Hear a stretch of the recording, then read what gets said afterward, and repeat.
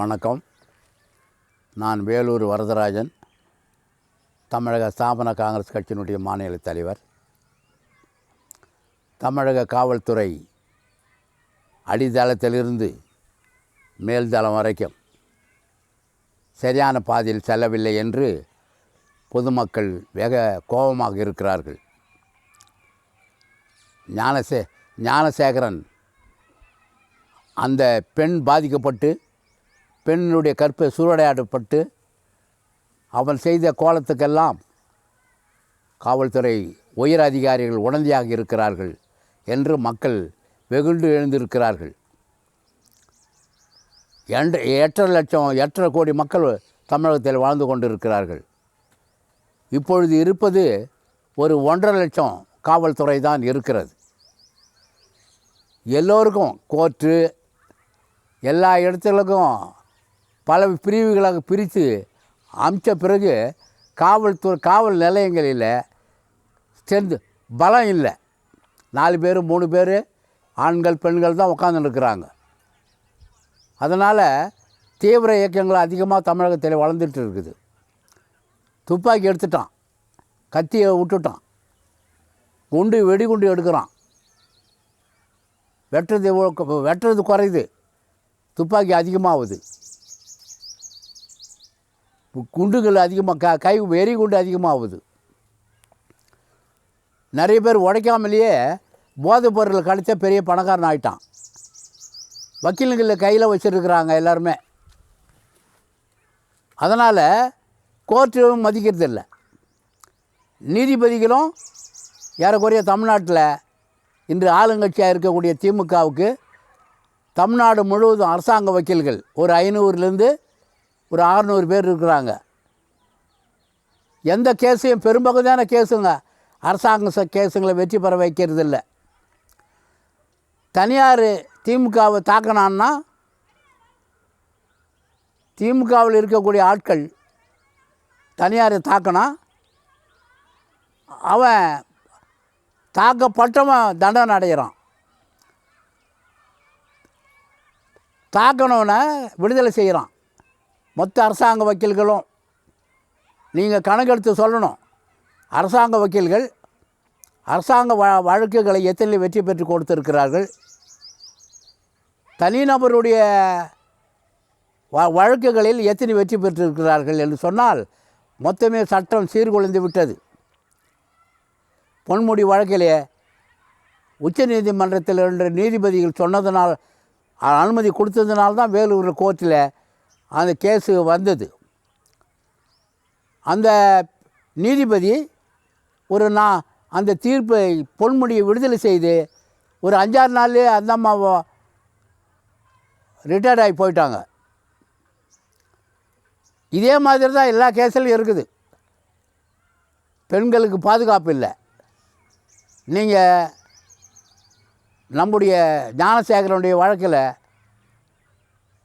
Police commissioner, வடநாட்டினுடைய ஆட்களாக இருக்கிற நம்முடைய மாநில காவல்துறை அதிகாரி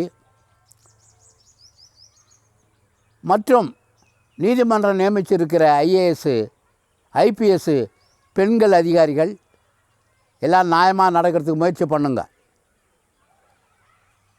போலியான மாவு கட்டு போட்டுன்னு வந்து படுத்துக்கிறது, மந்திரிகளில் எல்லாரும் உடந்தையாக இருக்கிறது, எல்லாருக்குமே விருது வைக்கிறாங்க. பணம் நிறைய இருக்குது எல்லாருக்கிட்டையுமே. ஆளுங்கட்சியாக இருக்கக்கூடியவர் கீழ்மாட்டத்திலேருந்து மேனு வரைக்கும் இயற்கை செல்வங்களை திருடி ஆயிரக்கணக்கான கோடி 100 கோடியை கையில் வச்சுன்னு இருக்கிறான், கீழே இருந்து மேலே வரைக்குமே. அதெல்லாம் பணத்து மேலே அவனுக்கு இஷ்டம் இல்லை, வேறு விருது கேட்குறான். அந்த விருது கொடுத்து இவன் காரியத்தை முடிக்கிறான். புரோக்கருங்க தமிழ்நாடு பூரா, நீதிமன்றமாக இருந்தாலும் காவல்துறையாக இருந்தாலும் அரசு துறையாக இருந்தாலும் ஆட்சித்துறையாக இருந்தாலும் எல்லாருக்கும் விருது வைக்கிறாங்க. அவங்க பலவீனத்தை சபலீனத்தை புரிஞ்சுக்கணும். ஒப்பந்தக்காரர் கூட விருது வைக்கிறாங்க. அதனால்தான் தரமற்ற வேலை வாய்ப்புகள் இந்தியாவில் தமிழ்நாட்டில் நடக்குது. தமிழ்நாட்டில் தரமற்ற வேலைகள் நடப்பதற்கு காரணமே விருந்து வைக்கிறது தான். ஏன் கவர்னரை எல்லாரும் எதிர்க்கிறாங்கன்னா, முன்னிருந்த கவர்னர்கள் எல்லாருக்கும் சர்வீஸ் அப்ளை பண்ணாங்க.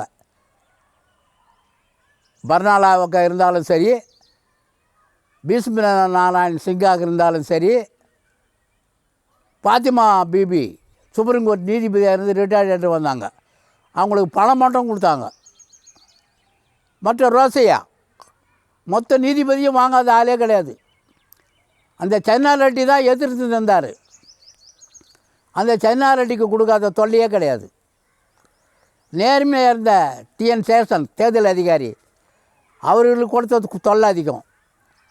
5 ஸ்டார் ஹோட்டல்லே டிஎன் சேஷனை அடிக்கிட்டாங்க. இன்றைய கவர்னர் எதுக்கும் கட்டுப்படாதவர், நியாயத்துக்கு மட்டும் கட்டுப்படுகிறார். எதுக்கும் வரமாட்டேன்றார். விருந்து பெண் விருந்து வைக்கிறதுக்கு கூட வரமாட்டேன்றார். ஒருத்தன் சொல்கிறான், ஒரு ஈஸ்வரன், அந்த பெண்ணு பாதிக்கப்பட்டதில் கவர்னருக்கு கூட பங்கு இருக்குன்னு சொல்கிறான் சட்டமன்றத்தில்.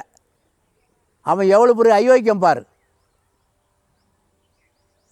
கவர்னரு இங்கே ஞானசேகரன் எவனுக்கு கூட்டி கொடுத்தான், அதை விசாரித்து பதில் அது மாதிரி நடக்காது பாருங்கன்னா, கூட்டணி கட்சியில் இருக்கிற ஒருத்தன் கவர்னருக்கு கூட செய்திருக்கலாம், அந்த வேலையை சிபாரிசு செய்திருக்கலான்னு சொல்கிறான். இவ்வளோ கீழ்த்தரமாக இப்போ சட்டமன்றமாக நடக்குது. சட்டமன்றமே இல்லை. 4 நாள் 3 நாள் சட்டமன்றத்தில் மந்திரிக்கு பேச வேண்டியது பூரா அப்பாவு சபாநாயகரே பேசின்னுக்கிறார். அதுக்கு தான் வடநாட்டு சபாநாயகர் மகாநாட்டில் நல்லா டோஸ் கொடுத்து அமிச்சாங்க இந்த சபாநாயகருக்கு. அவர் ஒரு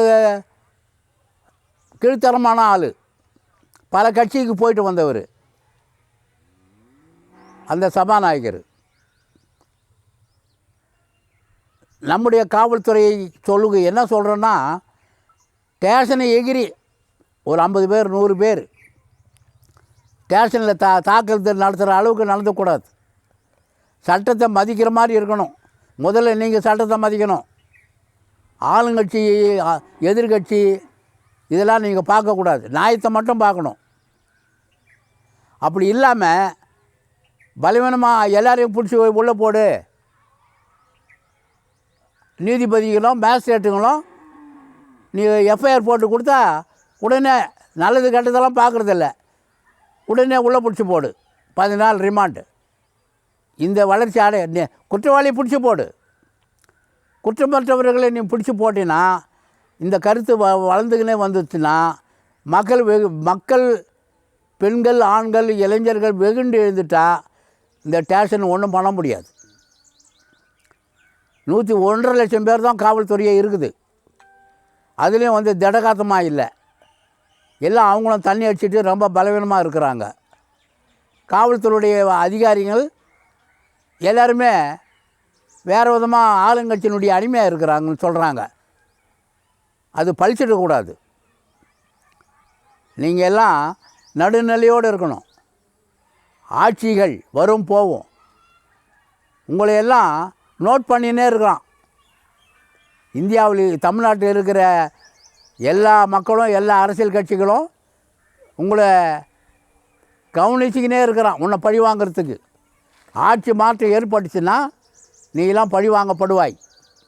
இனிமேலாவது திருந்தி ஞானசேகரனுக்கு பண்ண உதவி மாதிரி கொலைக்காரனுக்கு நம்முடைய போதைப்பொருள் கடத்துறவனுக்கு, ஏஜென்ட்டுங்களுக்கு, கள்ளநோட்டு பேர் வழிகளுக்கு, அவாள பணம் திருடுறவனுக்கு, லாட்ஜிங் வச்சு நடத்துகிறவனுக்கு, இவனுக்கெல்லாம் நீங்கள் உடந்தையாக இருக்கக்கூடாது. எல்லாம் ஸ்டடி பண்ணி ஆண் பெண் போலீஸே பயந்து ஸ்டேஷனில் இருக்க வேண்டிய காலகட்டம் வந்திருக்குது. எங்கேயும் தனியாக போக முடியல அவங்களால. இதெல்லாம் புரிஞ்சு காவல்துறை அதிகாரிகள் சிந்தித்து ஒரு கூட்டம் மாவட்ட வாரியாக போட்டு ஒழுங்குபடுத்துங்க என்று கேட்டு விடைபெறுகிறேன். ஜெய்ஹிந்த்.